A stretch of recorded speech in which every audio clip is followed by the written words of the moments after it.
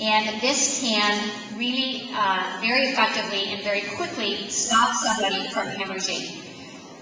Unfortunately, not everybody wears helmets yet. And so you get somebody who doesn't have a helmet on and they hit the tree. Yeah, maybe they have a fractured femur, they have a broken arm, they have whatever, but they have this gaping head wound.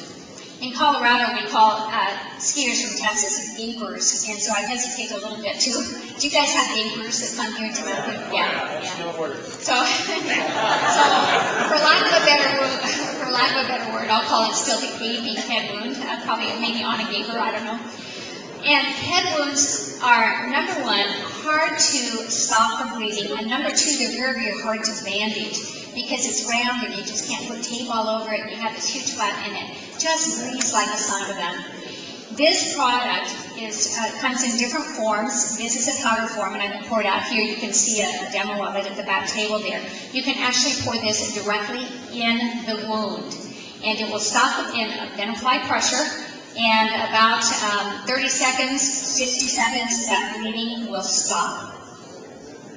Very quick, very easy. It can save a life. Somebody has a penetrating abdominal injury, and so they've had this tree that rips through the jacket and goes into the abdomen. Now, obviously, we're always taught you don't remove an impaled object, but you're not going to cut down the tree and take the tree with them down the mountain. So you're going to have to somehow manage that. Or say the tree limb is already out of the belly and they're just profusely hemorrhaging. You can pour this directly in that wound.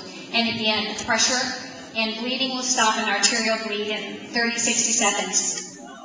Pretty amazing. Now, yes. Yes, this is a clotting agent. The significant difference between this clotting agent and other clotting agents on the market is one key thing.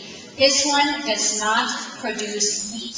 Some of the other clotting agents on the market, in fact, the other clotting agents on the market, produce heat, and in the military they have actually caused some significant burns to patients when it has been used. So this one does not cause injury by heat. Sherry? Another big difference between that and some of them that are out there on the market now is yeah.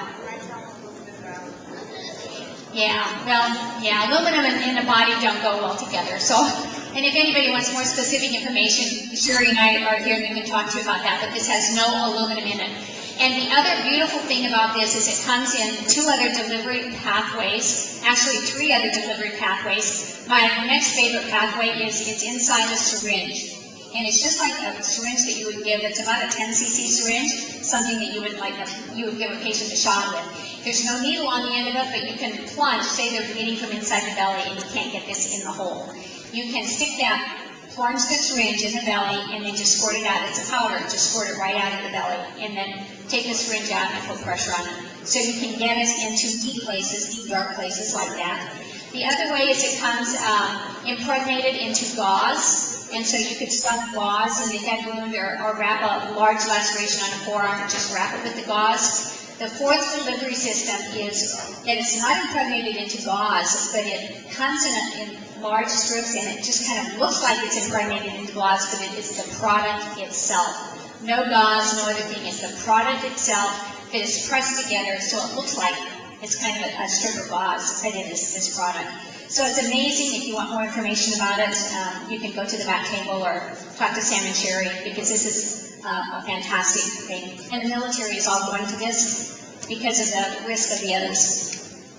And the last thing on the market, and this is something for you guys personally to use, whether you're out hiking or skiing, or also maybe have it available to the people that rent ski booths, and they come in and they have these huge blisters on their heels or toes or something because of ill-fitting boots, and it's called a Blisto-Band. It's like a giant Band-Aid, and in the center of it, in this large circle, is 2 layers of a plastic-like material. It's not just plastic, but I don't know exactly what the special makeup of it is. But it's like saran wrap, 2 layers of a saran wrap on top of each other.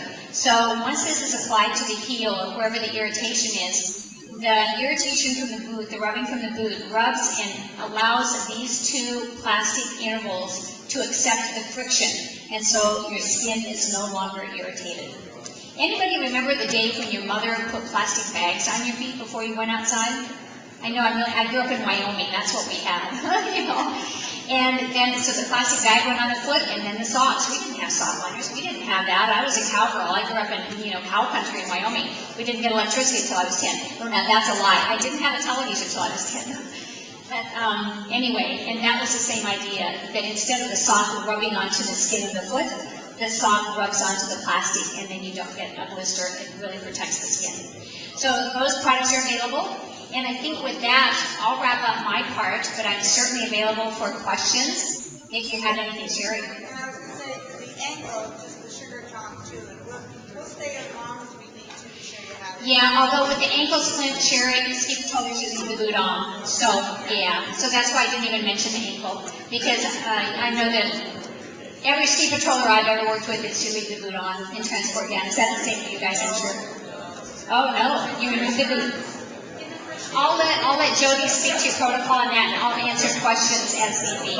So Jody is your protocol go-to person, and I'm turning it over to her. Great job. Hey, thank you.